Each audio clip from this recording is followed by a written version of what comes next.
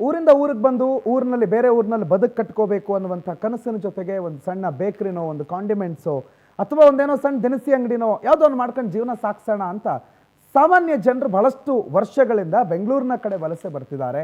ಬೆಂಗಳೂರಿನಲ್ಲಿ ಬೇಕರಿ ಕಾಂಡಿಮೆಂಟ್ಸ್ಗಳನ್ನು ಮಾಡ್ಕೊಂಡು ಜೀವನ ಕಟ್ಕೋತಾ ಇದ್ದಾರೆ. ಆದರೆ ಇತ್ತೀಚೆಗೆ ಡಿಜಿಟಲೈಸೇಷನ್ ಅನ್ನುವಂಥ ಹೆಸರಿನಲ್ಲಿ ಬಂದಂಥ UPI ಈಸಿಯಾಗಿ ಬಂದ್ಬಿಡುತ್ತಂತೆ, ಸೀದಾ ಹೋಗಿ ಅಕೌಂಟ್ಗೆ ಬಿದ್ದು ಬಿಡುತ್ತಂತೆ. ಇಲ್ಲಿ ಕ್ಯಾಶು, ಆಮೇಲೆ ಲೆಕ್ಕ, ಅದು ಕಳೆದು ಹೋಗೋದು, ಕ್ಯಾಶ್ ಯಾರೋ ಬಂದು ಕದಿಯೋದು, ಇಂಥ ಸಮಸ್ಯೆಗಳ ತಲೆನೋವು ಇರಲ್ವಂತೆ ಅನ್ನೋ ಕಾರಣಕ್ಕೆ UPIಗಳನ್ನು ನಾವು ಅಳವಡಿಸ್ಕೊಂಡ್ವಿ. ಎಲ್ಲಿವರೆಗೆ ಅಂತಂದರೆ ಇವತ್ತು ಭಾರತದ ಒಂದು ಸಾಮಾನ್ಯ ಸಣ್ಣ ವ್ಯಾಪಾರಿ ಕೂಡ ತನ್ನ ಪೇಮೆಂಟನ್ನು UPIನಲ್ಲೇ ಸ್ವೀಕರಿಸುವ ಮಟ್ಟಿಗೆ ನಾವು ನಮ್ಮ ಡಿಜಿಟಲೀಕರಣದ ಶ್ರೇಯಸ್ಸನ್ನು ವಿಶ್ವದಾದ್ಯಂತ ಹೊಗಳಾಡಿದ್ವಿ. UPI ಅನ್ನೋ ಸಿಸ್ಟಮ್ ನಮ್ಮಲ್ಲಿ ಮಾತ್ರ ಅಂತ ಫ್ರಾನ್ಸ್ ಅವ್ರನ್ನೆಲ್ಲ ಕರ್ಕೊಂಬಂದು ಇಲ್ಲಿ ಬೀದಿನಲ್ಲಿ ತರಕಾರಿ ಪರ್ಚೇಸ್ ಮಾಡಿಸಿ ಅವ್ರ ಕೈಯಲ್ಲಿ ₹100 ಪೇಮೆಂಟ್ ಮಾಡಿಸ್ಕೊಂಡು ನಾವೇ ಗ್ರೇಟು ಅಂತ ಹೇಳಿದ್ವಿ. ಆದರೆ ಆ ಹೆಗ್ಗಳಿಕೆ ಎಲ್ಲವೂ ಕೂಡ ಮೊನ್ನೆವರೆಗೆ ಮಾತ್ರ. ಈಗ ನೀವು UPIನಲ್ಲಿ 40 ಲಕ್ಷಕ್ಕಿಂತ ಜಾಸ್ತಿ ದುಡ್ಡು ತಗೊಂಡ್ಬಿಟ್ಟಿದ್ದೀರಿ, ಟ್ಯಾಕ್ಸ್ ಕಟ್ಟಬೇಕು, ನಿಮ್ಮದು GST ರಿಜಿಸ್ಟ್ರೇಷನ್ ಆಗಿಲ್ಲ, ನೀವು GST ಕಟ್ಟಬೇಕು ಅಂತ ಲಕ್ಷ ರೂಪಾಯಿ ಟ್ಯಾಕ್ಸ್ ನೋಟಿಸು, ಅದ್ರ ಜೊತೆಗೆ ಆ ಕಟ್ಟಲೇ ಇಲ್ಲ ಅನ್ನೋ ಕಾರಣಕ್ಕೆ ಅವ್ರಿಗೆ ಪೆನಾಲ್ಟಿ ನೋಟಿಸನ್ನು ಸರ್ವ್ ಮಾಡಲಾಗಿದೆ. ಕೇಂದ್ರ ಮಾಡ್ತು ಅಂತ ಒಂದಿಷ್ಟು ದಿನ, ಇಲ್ಲ ಇದು ರಾಜ್ಯದ್ದು ಅಂತ ಮತ್ತೊಂದಿಷ್ಟು ದಿನ, ಇಲ್ಲ ಇಂಥದ್ದನ್ನೆಲ್ಲ ವಾಪಸ್ ತೆಗಿಲಿಲ್ಲ ಅಂತಂದ್ರೆ ನಾವು ಪ್ರತಿಭಟನೆ ಕಂಟಿನ್ಯೂ ಮಾಡ್ತೀವಿ ಅಂತ ಒಂದಿಷ್ಟು ದಿನ. ಒಟ್ಟಾರೆಯಾಗಿ ಈಗ ಬೇಕರಿ ನಡೆಸ್ತಾ ಇರುವಂಥ ಮಾಲೀಕರು ಅಥವಾ ಈ ಸಣ್ಣ ಪುಟ್ಟ ವ್ಯಾಪಾರಗಳಲ್ಲಿ UPIಗಳ ಮುಖಾಂತರ ಪೇಮೆಂಟನ್ನು ಸ್ವೀಕರಿಸ್ತಾ ಇರುವಂಥ ಗ್ರಾಹಕರು ಏನು ನಡೀತಿದೆಯಪ್ಪ ಅಂತ ತಲೆ ಮೇಲೆ ಕೈ ಹೊತ್ಕೊಂಡು ಕೂತ್ಕೋಬೇಕು. ಪಾಪ ಅವ್ರು ಜನಸಾಮಾನ್ಯರು, ನಿಮ್ಮ GST, ಈ ಲೆಕ್ಕಾಚಾರ, ಟ್ಯಾಕ್ಸ್ ಅದೆಲ್ಲ ಏನು ಗೊತ್ತಿಲ್ಲ. ಮಿಡಲ್ ಕ್ಲಾಸು ಬೆಳಗ್ಗೆಯಿಂದ ಸಂಜೆವರೆಗೆ ವ್ಯಾಪಾರ ಮಾಡಿ ಸಂಜೆ ಬಂದ ಆ ಬಿಡಿಗಾಸ್ನಲ್ಲಿ ಮನೆಗೆ ಅಕ್ಕಿನೋ ಸಾರೋ ತರಕಾರಿನೋ ತಗೊಂಡು ಹೋಗಿ ಅಡುಗೆ ಮಾಡಿ ಊಟ ಮಾಡೋ ಜನ ಲಕ್ಷ ಟ್ಯಾಕ್ಸ್ ಕಟ್ರಿ ಅಂತಂದ್ರೆ ಏನು ಮಾಡ್ತೀರಿ ಅನ್ನೋ ಪ್ರಶ್ನೆ ಇದೆ. ನಿಮಗೂ ಅನುಮಾನಗಳಿದೆ ಅಂತ ನಿಮಗೆ ಗೊತ್ತು. ಅದ್ರ ಜೊತೆ 23, 24ಕ್ಕೆ ಬಂದು 25ಕ್ಕೆ ಪ್ರೊಟೆಸ್ಟು ಅಂತಲೂ ಕೂಡ ಬೇಕರಿ ಮಾಲೀಕರುಗಳು ನಿರ್ಧಾರ ಮಾಡಿಕೊಂಡಿದ್ದಾರೆ. ಹಾಗಾದರೆ ಏನಪ್ಪ ಈ GST ಸಮಸ್ಯೆ, ಏನಪ್ಪ ಈ GSTಯ ಶಾಪ, ಯಾಕೆ ಈ GST ಅನ್ನೋ ವಿಚಾರ ಈಗ ಮುನ್ನೆಲೆಗೆ ಬಂತು, ಯಾರ ಕಾರಣ, ಇದರಿಂದ ನಾವೆಲ್ಲ ಬಚಾವಾಗೋದು ಹೇಗೆ, ನಾವು ಕಟ್ಟಲೇಬೇಕಾ ಟ್ಯಾಕ್ಸು, ನಿಮ್ಮ ಹಲವು ಪ್ರಶ್ನೆಗಳಿಗೆ ಉತ್ತರ ಕೊಡೋದೇ ಇವತ್ತಿನ ಈ ಕಾರ್ಯಕ್ರಮದ ವಿಶೇಷ. ವೆಲ್ಕಮ್, ನಾನು ಪ್ರಣು ತಾರ್ಗಾಣಿಕ. ಸಣ್ಣ ಅಂಗಡಿಗಳು ಪುಟ್ಟ ಕಾಂಡಿಮೆಂಟ್ಸ್ಗಳನ್ನು ಕಟ್ಕೊಂಡು ಜೀವನವನ್ನು ಕಟ್ತಾ ಇರುವಂಥ ಒಂದು ಕಾಲದಲ್ಲಿ ಈ ಕಾಂಡಿಮೆಂಟ್ಸ್ ಬಿಸ್ನೆಸ್ ಅನ್ನೋದು ಬಹಳ ದೊಡ್ಡ ಬಿಸ್ನೆಸ್ ಅಂತಿತ್ತು. ಆದರೆ ಈಗ ಬೀದಿಗೂ ಕಾಂಡಿಮೆಂಟ್ಸ್ ಇರೋದ್ರಿಂದ ಹಲವು ಕಾಂಡಿಮೆಂಟ್ಸ್ಗಳು ಸ್ಥಾಪನೆ ಆಗಿದೆ. ಬದುಕುಗಳನ್ನು ಕಟ್ಕೊಳ್ಳುವ ಹಲವು ಜನರಿದ್ದಾರೆ. ಆ ಅಂಗಡಿ ಮಾಲೀಕರಿಗೆ 40 ಲಕ್ಷಕ್ಕಿಂತ ಜಾಸ್ತಿ ವಹಿವಾಟು ಮಾಡಿಬಿಟ್ಟಿದ್ದೀರಿ ಅಂತ ಹೇಳಿ ನೋಟಿಸ್ ಕೊಟ್ಟಿದ್ದಾರೆ. ನೋಟಿಸ್ ಜಾರಿ ಮಾಡಿದ್ದಾರೆ ಅಂಗಡಿಗಳಿಗೆ, ಬೇಕರಿಗಳಿಗೆ, ಕಾಂಡಿಮೆಂಟ್ಸ್ಗಳಿಗೆ. ಅಂಗಡಿ ಮಾಲೀಕರು ಬೆಚ್ಚ ಬಿದ್ದುಬಿಟ್ರು. ರಾಜ್ಯಾದ್ಯಂತ ಭಾರಿ ಆಕ್ರೋಶ ವ್ಯಕ್ತ ಆಯಿತು. ನೋಟಿಸ್ ವಾಪಸ್ ಪಡೆಯೋದಕ್ಕೆ ಈಗ 1 ವಾರದ ಡೆಡ್ಲೈನ್ ಅನ್ನು ಕೊಟ್ಟಿದ್ದಾರೆ ಅಂಗಡಿ ಮಾಲೀಕರುಗಳು. ಇಲ್ಲದೇ ಇದ್ರೆ ಜುಲೈ 23ಕ್ಕೆ ರಾಜ್ಯಾದ್ಯಂತ ಬೇಕರಿ, ಹಾಲು ಉತ್ಪನ್ನಗಳು, ಬೀಡಿ, ಸಿಗರೇಟ್ ವ್ಯಾಪಾರವನ್ನ ಬಂದ್ ಮಾಡ್ತೀವಿ, ಪ್ರತಿಭಟನೆ ಮಾಡ್ತೀವಿ ಅಂತ ರಾಜ್ಯ ಕಾರ್ಮಿಕರ ಪರಿಷತ್ ಎಚ್ಚರಿಕೆಯನ್ನ ಕೊಟ್ಟಿದೆ.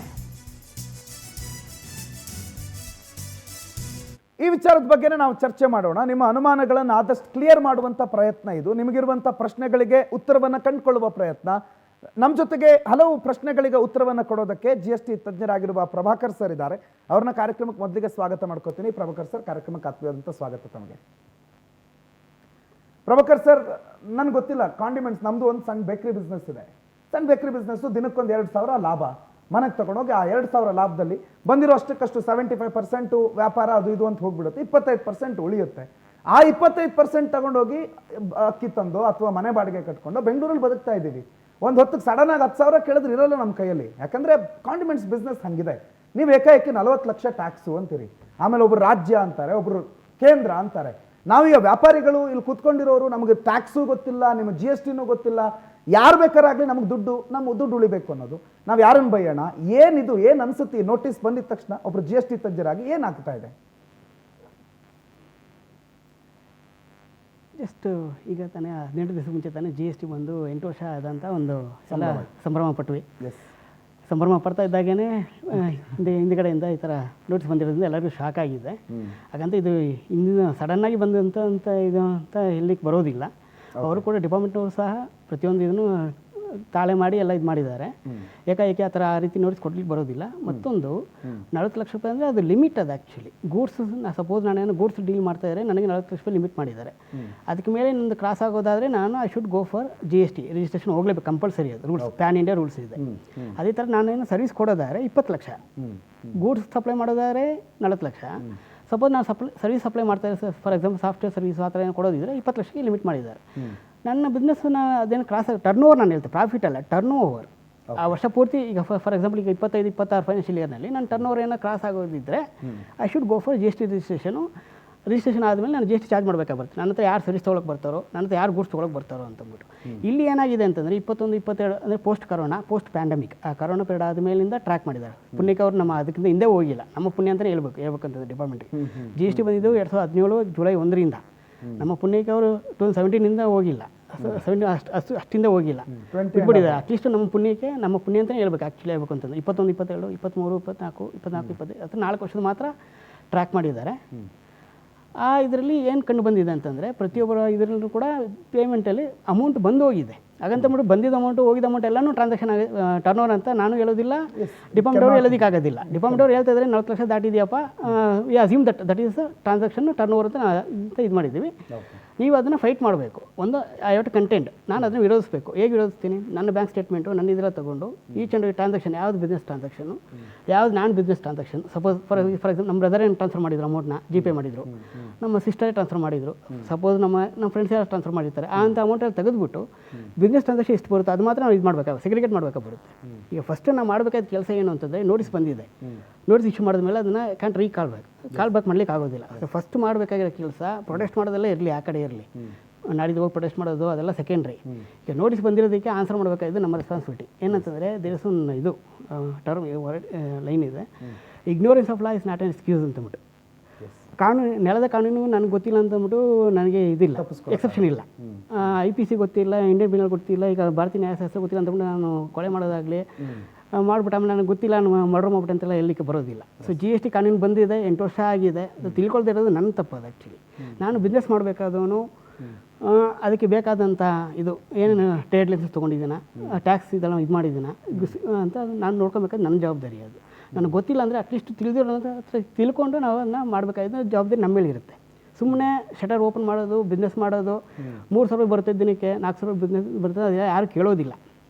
ಈಗ ನೋಟಿಸ್ ಬಂದವರು ಏನು ಮಾಡ್ಬೇಕಂತಂದರೆ, ಕನ್ಸರ್ನ್ ಆಫೀಸರ್ ಯಾರು ನೋಟಿಸ್ ಕೊಟ್ಟಿರ್ತಾರೋ ಆ ನೋಟಿಸ್ ಕೊನೆಯಲ್ಲಿ ಆ ಆಫೀಸರ್ ನೇಮೆಲ್ಲ ಕೊಟ್ಟಿರ್ತಾರೆ, ಯಾವ ಸರ್ಕಲ್ ಏನು ಅಂತಂದ್ಬಿಟ್ಟು. ಅವ್ರನ್ನ ತಕ್ಷಣವೇ ಹೋಗಿ ಮೀಟ್ ಮಾಡಿ ಅವ್ರನ್ನ ಒಂದು 3 ವೀಕ್ಸ್ನ 4 ವೀಕ್ಸ್ ಟೈಮ್ ಕೇಳಬೇಕಾಗಿರುತ್ತೆ. ಈ ಸಡನ್ನಾಗಿ ಯಾರಿಗೂ ಕೊಡೋಕ್ಕಾಗಲ್ಲ ರಿಪ್ಲೈ ಮಾಡೋದಕ್ಕೆ. ಆ ನೋಟಿಸ್ಗೆ ರಿಪ್ಲೈ ಮಾಡಲೇಬೇಕು, ಟೆನಿಕಾಸ್ಟು ರಿಪ್ಲೈ ಮಾಡಲಿ, ಕಾನ್ಸಿಕ್ವೆನ್ಸಸ್ ಜಾಸ್ತಿ ಇದಾಗುತ್ತೆ, ಸಿವಿಯರ್ ಆಗ್ತಾ ಹೋಗುತ್ತೆ. ಫಸ್ಟು ಒಂದು 3 to 4 ವೀಕ್ಸ್ ಟೈಮ್ ತೊಗೊಂಡು ಕೊಡ್ತಾರೆ. ನಾವು ಅಪ್ರೋಚ್ ಮಾಡಿದ್ರೆ ಕೊಡ್ತಾರೆ ಗ್ಯಾರಂಟಿ. ಆ 3-4 ವೀಕ್ಸ್ನಲ್ಲಿ ಫಸ್ಟ್ ಮಾಡಬೇಕಾಯ್ತು ಕೆಲಸ. ನಮ್ಮ last 4 years bank transaction records ತೆಗೆದು ಅವ್ರ ರೆಕಾರ್ಡ್ಸ್ನ ಅವ್ರ ಹತ್ರ ಏನು ರೆಕಾರ್ಡ್ಸ್ ಅದನ್ನೊಂದು ಕಾಪಿ ತೊಗೊಂಬಂದು ಎರಡನ್ನೂ ಕಂಪೇರ್ ಮಾಡಿ ಸೆಗ್ರಿಗೇಟ್ ಮಾಡಬೇಕಾಗುತ್ತೆ. ಯಾವುದೆಲ್ಲ ಬಿಸ್ನೆಸ್ ಇನ್ಕಮು, ಯಾವುದೆಲ್ಲ ಪರ್ಸ್ನಲ್, ಅದರದನ್ನು ಬಿಸ್ನೆಸ್ ಇನ್ಕಮ್ ಎಲ್ಲ ತೆಗೆದುಬಿಟ್ರೆ ಏನಾಗುತ್ತೆ, ಆ 40 ಲ್ಯಾಕಲ್ಲಿ ಒಂದು 20 ಲ್ಯಾಕ್ ಅಂತ ಹೋಗುತ್ತೆ ಗ್ಯಾರಂಟಿ ನನ್ನ ಪ್ರಕಾರ. ಜನರಲ್ ಅಸಂಪ್ಷನ್ 10 ಲಕ್ಷ ಹೋಗ್ಬೋದು. ಸೊ ಇನ್ನು 30 ಲಕ್ಷಕ್ಕೆ ಅಕೌಂಟ್ ಕೊಡಬೇಕಾಗಿ ಬರುತ್ತೆ. 30 ಲಕ್ಷಕ್ಕೆ ನಾನು ಪ್ರೂವ್ ಮಾಡಬೇಕಾಗಿ ಬರುತ್ತೆ ಅದ್ರಲ್ಲಿ ಯಾವುದೇ ಬಿಸ್ನೆಸ್ ಟ್ರಾನ್ಸಾಕ್ಷನ್ನು ಯಾರು ಕೊಟ್ಟರು ಏನು ಕೊಟ್ಟರು ಅಂತಂದು. ಆ 30 ಲ್ಯಾಕಿಗೆ ಮಾತ್ರ ಕಟ್ಟಿ ಅಂತ ಅವ್ರು ಹೇಳ್ತಾರೆ. ನಾಟ್ ಎಂಟೈರ್ ಅಮೌಂಟ್ಗೆ ಅವ್ರು ಹೇಳ್ತಾ ಇಲ್ಲ. ನಿಮಗೆ ಬಂದಿರೋ GPayನಲ್ಲಿ ಬಂದಿರೋ 50 ಲಕ್ಷ ರೂಪಾಯಿಗೆ 40 ಲಕ್ಷ ರೂಪಾಯಿಗೆ ಎಲ್ಲದಕ್ಕೂ ಕಟ್ಟಿ ಅಂತ ಅವ್ರು ಹೇಳ್ತಾ ಇಲ್ಲ. ಬಂದಿದೆ, ಕ್ರಾಸ್ ಆಗಿದೆ, ನಮ್ಮ ಲಿಮಿಟ್ ರೂಲ್ಸ್ ಪ್ರಕಾರ ಕ್ರಾಸ್ ಹೋಗಿದ್ದಾರೆ. I don't know whether that is business ಟ್ರಾನ್ಸಾಕ್ಷನ್ನ, ಪರ್ಸನಲ್ ಟ್ರಾನ್ಸಾಕ್ಷನ್ನ, ನೀವು ಫ್ರೆಂಡ್ಸ್ಗಳು ನೀವು ಟ್ರಾನ್ಸಾಕ್ಷನ್ ಮಾಡ್ಕೊಂಡು ನಮಗೆ ಗೊತ್ತಿಲ್ಲ. ಅದನ್ನು ಕ್ಲಾರಿಫೈ ಮಾಡಬೇಕು. ನಿಮ್ಮ ಪ್ಯಾನ್ ನಂಬರ್ ನಿಮ್ಮ ಇದರಲ್ಲಿ ಬಂದ್ಬಿಟ್ಟಿದೆ, ನೀವು IT ಫೈಲ್ ಮಾಡಿರಲ್ಲ, ಇನ್ಕಮ್ ಟ್ಯಾಕ್ಸ್ ರಿಟರ್ನ್ ಕೂಡ ಫೈಲ್ ಮಾಡಿರೋದಿಲ್ಲ. 10 ಲಕ್ಷ ದಾಟ್ತಾ ಇದ್ದಂಗೆ ಇನ್ಕಮ್ ಟ್ಯಾಕ್ಸ್ ರಿಟರ್ನ್ ಕೂಡ ಕಂಪಲ್ಸರಿ ಬಂದ್ಬಿಡ್ತದೆ ಒಂದು ಲೆಕ್ಕದಲ್ಲಿ ಹೇಳ್ಬೇಕು ಅಂತಂದರೆ. ಅದರಿಂದ ಫಸ್ಟ್ ನೋಟಿಸ್ ಕಾಪಿ ಸರ್ವ್ ಮಾಡಿದವ್ರು ನಾವು ಮೀಟ್ ಮಾಡಿ ಒಂದು 3-4 ವೀಕ್ಸ್ ಟೈಮ್ ತೊಗೊಂಡು ಎರಡರ ಕಡೆಯಿಂದ ತಾಳೆ ಮಾಡಿ ಎಷ್ಟು ಸಾಧ್ಯ ಆಗುತ್ತೋ ಅಷ್ಟರ ಮಟ್ಟಿಗೆ 100% ಕೊಡಲಿಕ್ಕೆ ಸಾಧ್ಯ ಆಗುತ್ತೆ. ನನಗೂ ಗೊತ್ತು, 4 ವರ್ಷಕ್ಕೆ ಹಳೆ ಟ್ರಾನ್ಸಾಕ್ಷನ್ ಎಲ್ಲ ರೀಕಾಲ್ ಮಾಡೋದು ತುಂಬಾ ಕಷ್ಟ ಇದೆ. ಎಷ್ಟು ಮಟ್ಟಿಗೆ ಅದರಲ್ಲಿ ಬಿಸ್ನೆಸ್ ಟ್ರಾನ್ಸಾಕ್ಷನ್ ಅಂತ ಗೊತ್ತಿರುತ್ತೆ, ಒಂದು ಮಟ್ಟಿಗೆ ಗೊತ್ತಿರುತ್ತೆ ಎಷ್ಟು ಮಟ್ಟಿಗೆ ಕಾಫಿ ಮಾಡಿದ್ವಿ, ಎಷ್ಟು ಮಟ್ಟಿಗೆ ಇದು ಅಂತಂದ್ಬಿಟ್ಟು. ಅದರಲ್ಲಿ ನಾವು ಡೀಲ್ ಮಾಡಿರೋ ಐಟಮಲ್ಲಿ ಯಾವುದೆಲ್ಲ ಎಕ್ಸಿಮ್ಟೆಡ್ ಗೂಡ್ಸ್ ನಾನು ಸಪ್ಲೈ ಮಾಡಿದ್ದೀನಿ ಅದನ್ನು ರಿಮೂವ್ ಮಾಡಿ, ಯಾವುದಕ್ಕೆಲ್ಲ GST ಬರುತ್ತೆ ಅದನ್ನು ಸಪ್ರೇಟಾಗಿ ಇದು ಮಾಡಿ ಸೆಗ್ರಿಗೇಟ್ ಮಾಡ್ಕೊಂಡ್ರೆ ನಮಗೆ ಕ್ಲಿಯರ್ ಪಿಕ್ಚರ್ ಸಿಗುತ್ತೆ. ಎಕ್ಸಿಮ್ಟೆಡ್ ಗೂಡ್ಸು ಇದ್ದಾವೆ. ಬಟ್ ಒಂದು ಸೆಕೆಂಡ್ ನಾವೀಗ ಆಡಿಟರ್ ಹತ್ರ ಹೋಗಬೇಕು, ಇಲ್ಲ ಒಂದು ಲಾಯರ್ ಹತ್ರ ಆದರೂ ಪರವಾಗಿಲ್ಲ, ಆಡಿಟರ್ ಹತ್ರ ಹೋದ್ರೂ ಪರವಾಗಿಲ್ಲ. ಟ್ಯಾಕ್ಸ್ ಕನ್ಸಲ್ಟೆಂಟ್ ತುಂಬ ಜನ ಇದ್ದಾರೆ ಈಗ, GST ಪ್ರಾಕ್ಟೀಸ್ನರ್ಸ್ ಅಂತಂತಾನೆ ಏರಿಯಾಗೆ ತುಂಬ ಜನ ಇದ್ದಾರೆ. ಈಗ GST ಬಂದಮೇಲೆ ತುಂಬ ಜನಕ್ಕೆ ಕೆಲಸ ಸಿಕ್ಕಿದೆ ಹೇಳ್ಬೇಕು ಅಂತಂದರೆ, ಪ್ರೊಫೆಷನಲ್ಸ್ಗೆ BCom ಮಾಡಿದವರೆಲ್ಲ GST ಎಕ್ಸ್ಪರ್ಟ್ಗಳಾಗಿದ್ದಾರೆ ಹೇಳ್ಬೇಕು ಅಂತಂದರೆ. ಒಂದು ರೀತಿಯಲ್ಲಿ ಅದು ಉದ್ಯೋಗನೂ ಕೊಟ್ಟಿದೆ. ಸೊ ಆ ಥರ ಯಾರು ತಿಳಿದವ್ರತ್ತೆ, ಯಾಕೆ 8 ವರ್ಷ ಆಗಿರೋದ್ರಿಂದ ಜನಕ್ಕೆ ಎಲ್ಲರಿಗೂ ಲಾ ವೆಲ್ ಸೆಟಲ್ಡ್ ನಾವು, ಲಾ ಚೆನ್ನಾಗಿ ಸೆಟ್ಲ್ ಆಗಿದೆ, ಎಲ್ಲರಿಗೂ ಜ್ಞಾನ ಇದೆ. ಸೊ ಅಕ್ಕಪಕ್ಕದಲ್ಲಿ ಯಾರನ್ನ BCom ಮಾಡಿರೋರು, MCom ಮಾಡಿರೋರು, ಯಾರು ಟ್ಯಾಕ್ಸ್ ಕನ್ಸಲ್ಟೆಂಟ್ ಇರ್ತಾರೆ ಅಥವಾ ಲಾಯರ್ ಇರ್ತಾರೆ, ಅವ್ರನ್ನ ಮೀಟ್ ಮಾಡಿ ಅವ್ರ ಮೂಲಕ ರಿಪ್ಲೈ ಕೊಡೋದು ತುಂಬ ಒಳ್ಳೆಯದು ಅಂತ ಅಂದ್ಕೊಂಡ್ರಿ.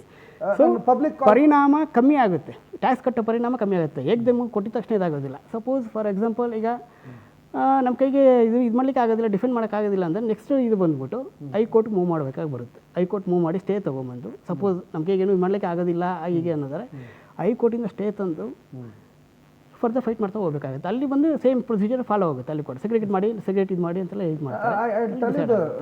ಥಿಂಗ್ಸ್ ಸರ್, ಇಲ್ಲಿ 40 ಲಕ್ಷ ವ್ಯವಹಾರ ಆಗಿರ್ಬೋದು, ಆದರೆ ಅವನ ಕೈಯಲ್ಲಿ ಉಳಿತಾಯ ಅನ್ನೋದು ಏನಿರಲ್ಲ, ಅದು ಬರೋದಿಲ್ಲ. ಬಿಸ್ನೆಸ್ ಅಂತಂದ್ರೆ ಟರ್ನ್ ಓವರ್, ನಾ ಹೇಳ್ತೆ ಟರ್ನ್ ಓವರ್ ಬೇರೆ, ಪ್ರಾಫಿಟ್ ಬೇರೆ. ವ್ಯವಹಾರ ಈಗ ಇನ್ಕಮ್ ಟ್ಯಾಕ್ಸಲ್ಲಿ ಕೂಡ ನಮಗೆ 8% ಡಿಕ್ಲೇರ್ ಮಾಡಿದೆ. ಸೆಂಟ್ರಲ್ ಗೌರ್ಮೆಂಟ್ ಕೂಡ ಆಗಲಿ ಇನ್ಕಮ್ ಟ್ಯಾಕ್ಸ್ ಬಿಸ್ನೆಸ್ ಅಂತ ಬಂದರೆ ₹100 ನೀವು ಬಿಸ್ನೆಸ್ ಮಾಡಿದ್ರೆ ಅದರಲ್ಲಿ ಬರೀ ₹8 ಮಾತ್ರ ಡಿಕ್ಲೇರ್ ಮಾಡೋ ಪ್ರಭಾಕರ ಅಂತಲೇ ಹೇಳ್ತಾರೆ. 8% ಡಿಕ್ಲೇರ್ ಮಾಡಬೇಕು ಕಂಪಲ್ಸರಿ.